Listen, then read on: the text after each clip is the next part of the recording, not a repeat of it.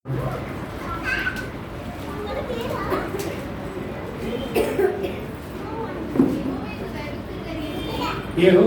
భయభక్తులు కలిగిన స్త్రీ కొనియాడబడును.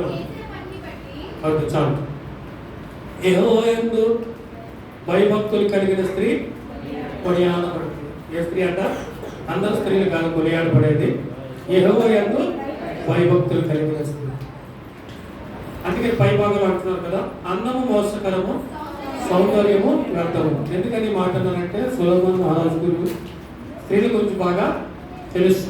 వాళ్ళు అందానికి ఎంత ఇంపార్టెన్స్ ఇస్తారు, సౌందర్యానికి ఎంత ఇంపార్టెన్స్ ఇస్తారు. సొలొమోను మహారాజుకు బాగా తెలుసు. ఆయన తెలిసినట్టు ఇంకెవరికి తెలియదు. స్త్రీలను ఆయన ఏం చేశాడు? చదివేశాడు. ఎందుకంటే అంతమంది భార్యలానికి, పిల్లల కంటే భార్యలు ఎక్కువ. తన జీవితాన్ని దేవుడు ఇచ్చిన ఆధిక్యతను ఆయన చివరి దినాల్లో పాటు చేసుకున్నాడు. కాబట్టి ఇక్కడ చూసినట్లయితే యెహోవాయందు భయభక్తులు కలిగిన స్త్రీ కొనియాడబడుతుంది. దేవుడు యందు భయభక్తులు, అందము మోసకరము, సౌందర్యము వ్యర్థము. ఇదేమి శాశ్వతము కాదు. అంతేకాకుండా మనం చూస్తున్నాం కదా సినిమా హీరోయిన్లు, మరి ఆ హీరోయిన్లు ఉన్నప్పుడు అంతలాగా అందంగా ఉన్న తర్వాత ఇప్పుడు మనం వాళ్ళని చూస్తే వృద్ధానికి వచ్చినప్పుడు వాళ్ళు గుర్తుపట్టలేకపోతున్నారు. అట్లా ఉంటారు. కాబట్టి ఈ అందము శాశ్వతము కాదు. అందుకని చెప్పేసి మొక్కనికి పౌడర్ రాయకుండా ఏం రాసుకోకుండా రావద్దు. దేవుడికి మహిమ కలుగురుగా అంటారు. హల్లెలూయా. అక్షరంగారు అందం సౌందర్యం వ్యర్థమన్నారు. అందుకని గెలకుండా అలాగే వచ్చేది అనురాధం చేసుకోవాలి. అంటే దాని మీదే దృష్టి అంతా పెట్టుకోకూడదు. మనం ఏం చేసినా కానీ దేవుడి కంటే ఎక్కువగా మనం దేని మీద మన దృష్టి ఉండకూడదు. అని దేవుడు చెప్పేది ఏంటంటే, ఆడవాళ్ళకి అందం గురించి ఎక్కువ, ఇంకా అందం ముందు కూర్చుంటే ఇంకెక్కడికి కదలరంటారు. ఒక బట్టల షాప్లో బట్టలు సేల్ అవ్వట్లేదంట. ఏంటి సేల్ అవ్వట్లేదు? ఎవరైనా ఐడియా ఇవ్వండి, ఒక ఐడియా ఇవ్వండి. సేల్ అవ్వడానికి బట్టలు చీరలు అసలు సేల్ అవ్వట్లేదు. ఎవరు నా షాప్కి రావట్లేదు. ముందు షాప్లో బాగా జనాలు వెళ్ళిపోతూ ఉన్నారు, నా షాప్కి రావట్లేదు అంటే ఒకటి వచ్చి ఐడియా ఇచ్చాడు. ఏం లేదు, నువ్వు పెద్ద అద్దం తీసుకొచ్చి ముందు పెట్టు, జనాలు వచ్చేస్తారని చెప్పేసి పెట్టారు. ఇక రావటం, ఇలా చీర వేసుకోవడం, చూసుకోవడం, వీళ్ళందరూ ఆడవాళ్ళందరూ వచ్చి ఎలా ఉన్నాం ఏంటో అని చెప్పేసి అలాగే. కానీ స్త్రీ గురించి చెప్పాలంటే చాలా లోతైన అనుభవం స్త్రీది. ఎందుకంటే భర్త పైన ఉంటాడు, భర్త భరించకూడదు అంటారు. కానీ అసలు భరిస్తున్నంత ఎవరంటే భార్య, స్త్రీనే. ఉదయం అందరికంటే ముందు లేచేది ఎవరంటే స్త్రీలు వేస్తుంది. భర్తలు వేస్తారా? చక్కగా టీ పెట్టని లేకంటే అప్పుడు వేస్తుంది తాగుతుంది. అందరికంటే ముందు వేస్తుంది, అందరికంటే ఆలస్యంగా పడినట్టు స్త్రీ జీవితం. భర్త ఏముందో నాకు వెళ్తాడు, వస్తాడు, కూర్చుంటాడు, అయిపోయింది. కానీ ఇంటి పని అంతా ఒక భార్య, భర్తకి భార్యగా, పిల్లలకి తల్లిగా, ఇంట్లో పని మనిషిగా, ఉద్యోగం చేస్తే ఉద్యోగంలో మరి ఉద్యోగిగా, ఇన్ని పనులు భార్య చేస్తుంది. పొద్దు నుంచి మిషన్ లాగా పని చేసుకునే ఉంటుంది. ఒక్క క్షణం కూడా రెస్ట్ ఉంటుందా స్త్రీకి? ఉండదు. కానీ నిర్లక్ష్యింపబడేది ఎవరండి? ఎక్కువగా లోకంలో స్త్రీనే. అంత పని చేసి, అంత కష్టపడి, అంతా చేసిన చీపు పుల్లలాగా తీసేస్తాం. కానీ స్త్రీని మరి అంత ఓపిక, అంత సహనం దేవుడు ఇచ్చి ఉన్నాడు. అంత ఓపిక, అంత సహనం లేకపోతే మగవాళ్ళు ఎవరు కూడా ఉండేవారు కాదు. అందరూ పారిపోయేవాళ్ళు, హిమాలయం వెళ్ళిపోయేవాళ్ళు కాదు. స్త్రీకి అటువంటి మరి సహనాన్ని ఓర్పుని దేవుడు ఇచ్చాడు. కాబట్టి మగవాళ్ళందరూ కూడా కాళ్ళ దగ్గర వేసుకొని తిరుగుతూ ఉన్నారు. వాళ్ళు కాళ్ళ దగ్గర వేసుకొని తిరగడానికి కారణం ఎవరండి? స్త్రీనే, భార్య. లేకపోతే స్త్రీ లేకపోతే నేను ప్రతి విషయంలో కూడా చెప్తా, స్త్రీ లేకపోతే పురుషుడేమి జీవమే. నేను అన్ని విషయంలో చెప్తాను. మా చిన్నమ్మ చనిపోయినప్పుడు నేను ఒకటి మాట, మా చిన్నమ్మ లేకపోతే మా చిన్నాయన జీరో. ఆమె చనిపోయింది. మరి ఈయన ఏమవుతాడో తెలియదు, కానీ మరి చాలా కష్టం అని చెప్పేసి అన్న బాగా ఆయనే చెప్పాడు. ఆడు అన్నాడు, స్త్రీ లేకపోతే ఎక్కువ కాలం మగవాడు బతకలేడు. ఎవరో కొంతమంది, ఎవరో ఒకరు ఇద్దరు ఎక్కువ కాలం బతకగలరేమో. కానీ చాలా మంది స్త్రీ భార్య లేకపోతే ఎక్కువ కాలం మగవాడు బతకలేడు, ఉండలేడు అసలు. అనుకుంటాడు కానీ ఏది లేకపోతే నువ్వు లేకపోతే నేనంతా నేను బతకలేను అనుకుంటాను అంటాడు కానీ పైకి అయ్యేది లోపలంతా భయమే. నేను వెళ్ళిపోతే నా బతికేలాగా అని చెప్పేసాను ఉంటుంది కానీ పైకి నడిస్తూ ఉంటారు పురుషులు అంతే. కానీ లోపల స్త్రీలంటే ప్రేమ భయము అన్నీ ఉంటాయి. లేవని అనుకోవద్దు. దేవుడికి మహిమ కలుగును గాక. హల్లెలూయా.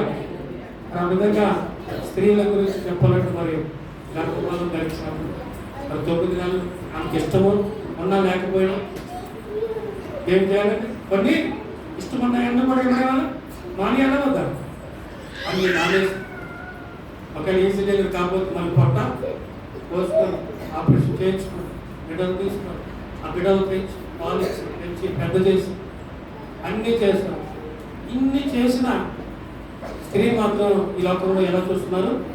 నిర్లక్ష్యంగానే చూస్తున్నారు. ఆ విధంగా చూడకుండా స్త్రీకి ఇవ్వాల్సిన స్థానాన్ని మనం స్త్రీకి ఇవ్వాలి. ఎందుకంటే ఒక తల్లిగా మనకు స్త్రీ ఉంటుంది, ఒక భార్యగా స్త్రీ ఉంటుంది, మరి ఇంట్లో వంట చేసే పని మనిషిగా స్త్రీ ఉంటుంది. అంతేకాకుండా ఇప్పుడు స్త్రీలే మగవాళ్ళు చాలా మంది ఏం చేస్తున్నారు? పోషిస్తూ ఉన్నారు, ఉద్యోగం చేస్తారు. ఆ విధంగా స్త్రీ పాత్ర ఈ లోకంలో చెప్పుకోదగినది, ఎవరు కూడా వివరించలేదు. అటువంటి స్త్రీ వారందరూ కూడా మరి వారికి జరిగే మరి పనులన్నీ కూడా మరి ఉదయం లేచిన కాడి నుంచి సాయంత్రం పడుకునే వాడికి మిషన్ అయినా రిపేర్ అవుతుందేమో కానీ వీళ్ళు రిపేర్ అయినా కానీ తప్పదు. ఆ పాస్టర్ గారికి శ్రమ వచ్చినా అట్లాగే లేచి చేయకుండా తప్పదు. ఒట్లో బాగుపడి లేచి చేయాల్సింది, జ్వరం వచ్చినా లేచి చేయాల్సింది, ఆ సమయానికి అన్ని వాళ్ళు పెట్టాల్సింది. ఆ విధంగా ఎంతో సహనంతో ఓర్పుతో మరి స్త్రీ చేస్తుంది. కాబట్టి ఆ స్త్రీకి మనస్ఫూర్తిగా నా యొక్క వందనాలు తెలియపరుస్తూ ఉన్నాను. ఈ మాటలను దేవుడు దీవించుగా రెండవ స్త్రీలందరూ కూడా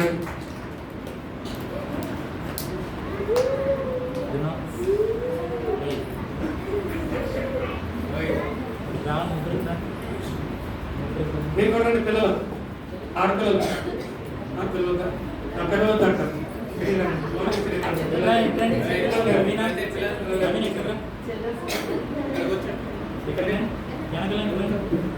నువ్వు కూడా చిన్న ఇట్లా కూర్చోండి కూర్చో చూసుకుంటారు.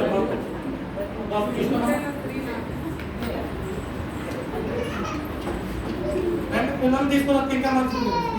ఎంత బాధ్యత పడిపోతున్నారు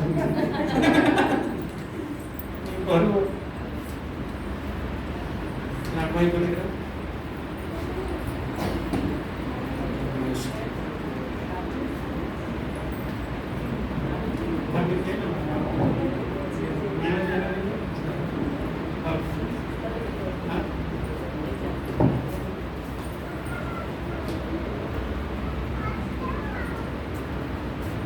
ఎవరైనా ఒకరు ప్రార్థన చేయండి, కనీసం మాట చెప్పకపోయినా.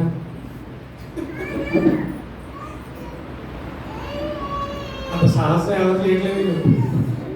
మా అమ్మ బ్యాంక్ అనుకున్నా కానీ అందరూ పిలుకోలే. సరే చిన్న ప్రార్థన చేసుకుంది. సర్వశక్తిమంతుడ, సర్వాధికారి, సర్వ సృష్టికి కారణభూతులని ఘనమైన నామానికి స్తుతులు స్తోత్రం చెల్లిస్తూ ఉన్నాను. ఎందరి పెద్దవాడిని పాసానికి వస్తూ ఉన్నాను.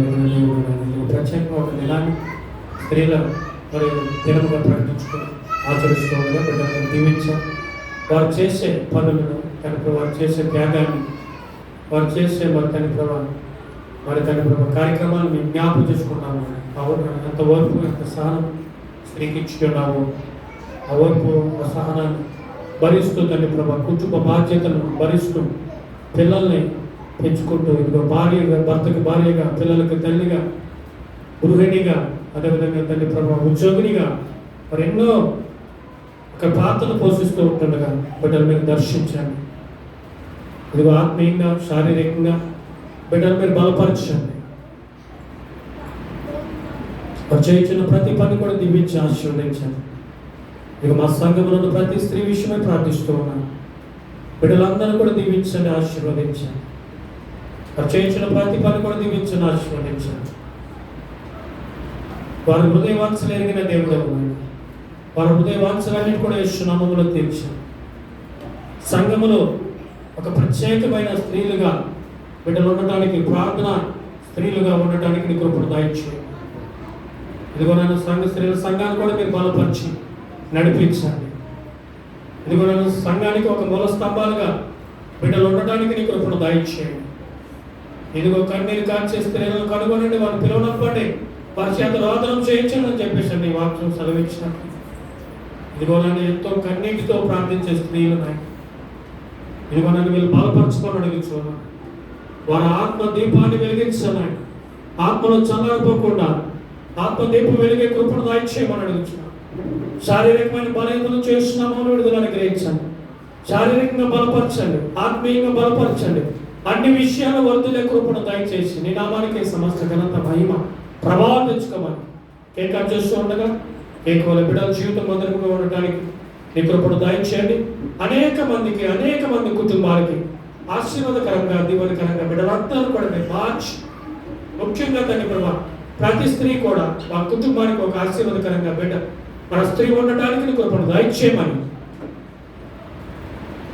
ప్రతి మగవాడి మీ జీవనకు ఒక స్త్రీ ఉన్నట్లుగా తన భర్త మీ జీవనకు స్త్రీ ఉండి నన్ను నడిపించే కృపను దయచేయమని నజరేయుడైన యేసుక్రీస్తు నామములో అడిగి వేడుకొంచున్న మా పరమ తండ్రి, ఆమేన్.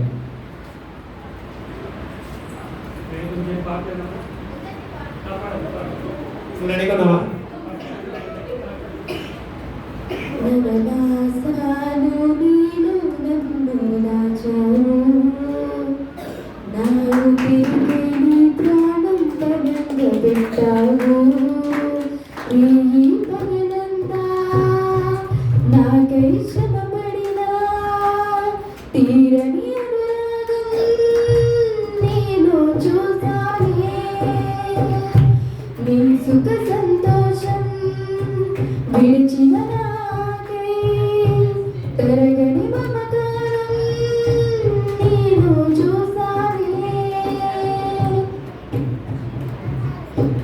యేసయ్యా ప్రేమే నిన్ను నాకై సృష్టించింది, అమ్మా నిన్ను మించిన బంధం ఇలలో లేనే లేదే. లోకంలో ఈ తీయని బంధం కానరానే లేదే. ఏ భాషకందరి భావం నీవు, వెలకట్టలేని ముత్యం నీవు.